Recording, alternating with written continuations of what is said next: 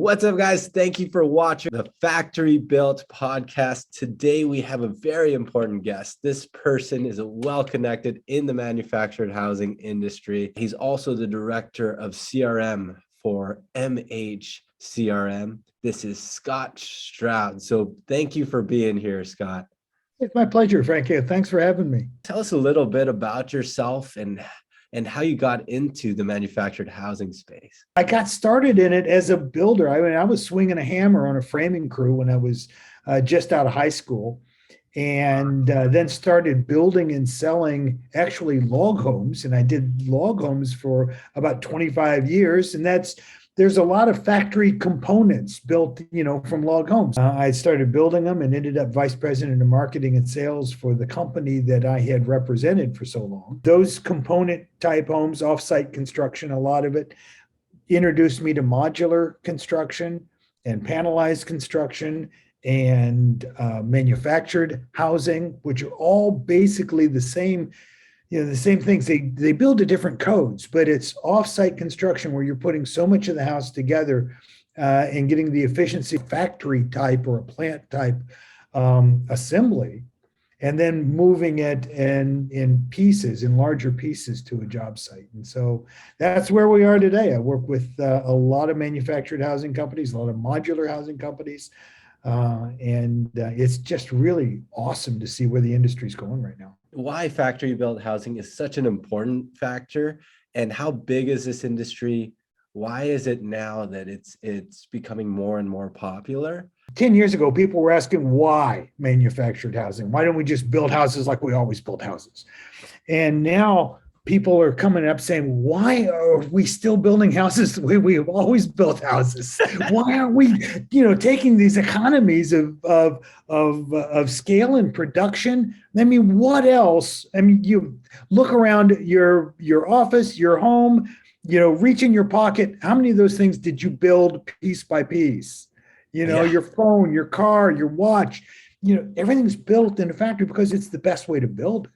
So, I grew up at a time when the expression was coined, if it ain't broke, don't fix it.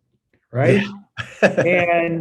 and I was like, well, that's pretty complacent. I adopted the mindset, if it ain't broke, break it. How are you going to innovate?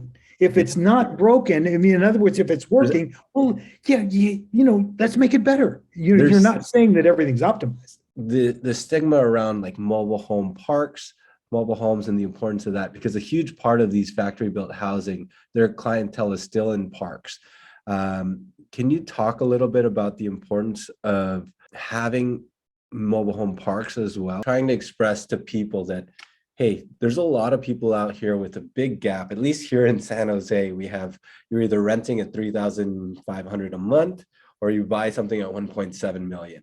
And we've found that in these communities, it's a perfect stepping stone for people to get that start piece of ownership when they can't afford that $1.7 million home, especially with the inventory today. And it is. And because land is such a big part of the cost of any home.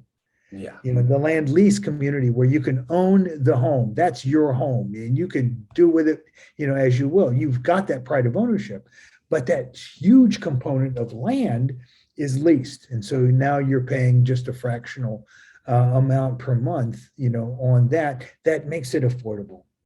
Absolutely. And that will always be the case. And I think you're going to see more rental communities that way. Is there anything that you feel you wish more people knew about these factory built homes at all?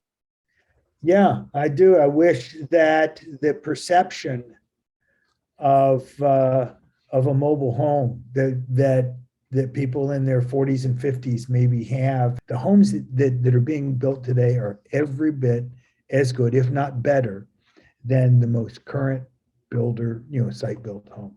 They are built to such standards of quality, of construction, of durability, that we've got to get you got to go experience them. If for anybody who's listening, if they've never been in a new manufactured home, then go look at them. Just go look Yeah. at it. If you're in the market for a home, check this out first. We do fight this stigma that Hollywood and the news makes this industry kind of have that bad image of like trailer trash mentality. But the truth is, you go into some of these parks, it's like resort living. It's like retirement dreamland. We are working so hard to help people understand and really spend the time to just drive through one of these communities and tell me that you think that it's anything that the media portrays. Anything that you feel to end on this as far as a message that you'd like to share about this industry itself? Let me just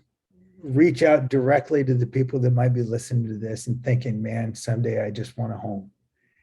Don't give up. Don't give up on that, and keep pursuing it and keep researching it and keep working toward that. Don't give up on that goal, because what I'm seeing new with innovative processes, with people who are committed to still to the American dream of home ownership, to making a home available to anyone who wants one. You're right. This is the American dream of home ownership. And there's a lot of people that don't have that home ownership availability to them.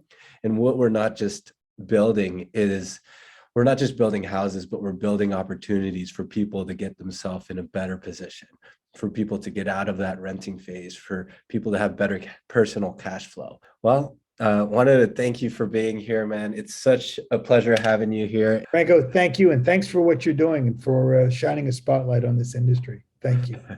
Love it. Thanks.